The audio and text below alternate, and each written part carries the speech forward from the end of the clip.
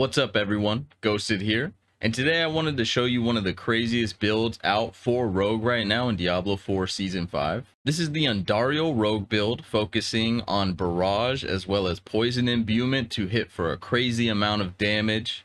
And I know maybe some of you probably like Melee Rogue a little bit better. I myself am the same way. I'm not a big fan of playing ranged characters.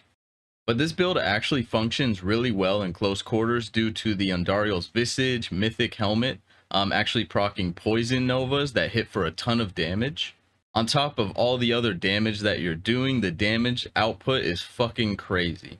So I will be going ahead and breaking down this build for you guys. And I will also have a build guide linked in the description, as well as a pinned comment down below the video as well. All right, let's get into it. Okay, so first thing I want to show you guys is the gear for this build. Obviously, that's going to be one of the most important parts, like it is for every build. So starting with our helmet, this is going to be the Mythic Unique Andariel's Visage.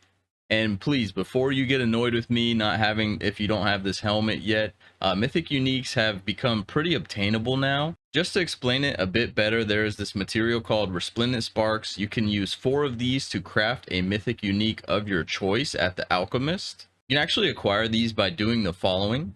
You can reach rank 20 with the seasonal rep vendor in Zarbinzet. That will give you 1. Also by defeating a tormented echo boss for the first time, like Duriel and Dariel. Also by defeating Echo of Lilith for the first time in the season, you'll get 1 from that as well.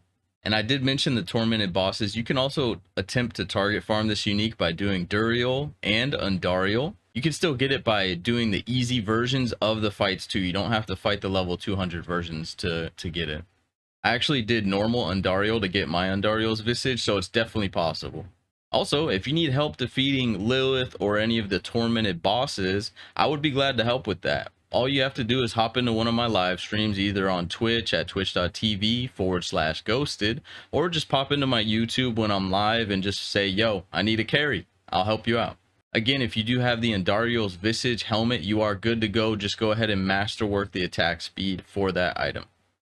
Okay, so for your chest piece, you're going to want the enshrouding aspect with dexterity, resistance to all elements, and ranks to Dark Shroud. Go ahead and masterwork ranks to Dark Shroud, and you want to temper total armor and lucky hit chance to stun. And if you have the mythic item, Tyrael's Might, as well as the Ring of Starless Skies, I'll actually have a variant of this build for you because they do actually work well together. And if you have Tyrael's Might, you would masterwork damage reduction or max resistances. And I'll talk about Ring of the Starless Skies here in a little bit. All right, and for our gloves, if you do not have the unique Fist of Fate yet, just use the legendary aspect Rapid with attack speed, crit chance, and lucky hit chance. Temper damage per Dark Shroud and crowd control duration. Also masterwork the attack speed, and just again, you really want Fist of Fate for this build. The amount of lucky hit chance you can get from it is so good. You can actually target farm it by defeating the beast in the ice, and it drops a ton from that. And once you have it, masterwork the lucky hit chance. All right, and for your pants, you're going to want the Umbrous aspect with dexterity, armor, and max life. And go ahead and temper second wind and chance to stun, masterwork dexterity. And for your boots, we use the aspect of Noxious Ice with dexterity, movement speed, and dodge chance. Go ahead and temper the movement speed and chance to daze, and go ahead and masterwork dexterity. Okay, this is going to be our preferred amulet right here. We use the aspect of Branching Volleys with ranks to Alchemical Advantage, ranks to Frigid Finesse, and ranks to Unstable Elixirs. Go ahead and temper damage per Dark Shroud, as well as ultimate cooldown reduction. And you want to masterwork Alchemical Advantage twice, if possible, and Frigid Finesse once. And for our first ring, you want the aspect of High Velocity with dexterity, max life, and damage over time. Go ahead and temper Poison Imbuement lasts for a number of casts, as well as damage per Dark Shroud. If you can, go ahead and masterwork the Poison Imbue lasts for a certain number of casts. All right, for our second ring, there's actually 2 options. First is going to be our legendary. That's going to be the Starlight aspect with dexterity, resource cost reduction, and lucky hit chance. Temper chance to restore resource, as well as damage per Dark Shroud. And go ahead and masterwork lucky hit chance. And also our second option, if you have it, use the mythic unique Ring of the Starless Skies and masterwork that lucky hit chance as well. Okay, and for our weapons, starting with our bow, you want to use a regular bow with the aspect of creeping death, and on it you want dexterity, maximum life, as well as damage over time.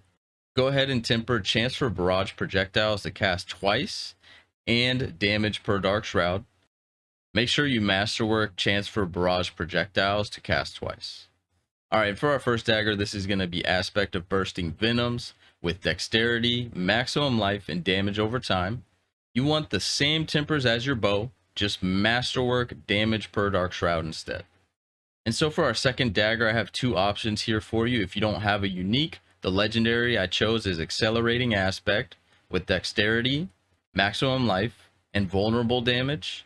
Tempering is the same as our other weapons, and you want to masterwork damage per dark shroud as well. So for the second option, this is the one that you really want to have. If you don't, it's okay, but this is going to be the unique dagger, the Umbercrux. And this weapon spawns a totem, causing insane amounts of AoE damage. And to find this weapon, you'll actually want to open gear chests in the Infernal Hordes game mode, and it can also drop normally from like the world boss. One of my good friends got it from the world boss. And for the masterworking, just do dexterity on this weapon. All right, and before we get into the skill tree, I just want to show you the specialization that you want to run is preparation. Okay, so now I'm just going to be showing you the skill tree. First thing, you want 1 point into blade shift into enhanced blade shift. This is just going to allow us to go down to our core skill, which is 1 point into barrage. And then we go up to improved barrage. Then we get 3 points into sturdy. Then we come down 1 point into shadow step up to disciplined shadow step. Next, we want 3 points into unstable elixirs. 1 point into dash, going to methodical dash. 3 points into agile. 3 points into mending obscurity. You want 5 points into dark shroud, going to countering dark shroud. Then we do 1 point into poison trap.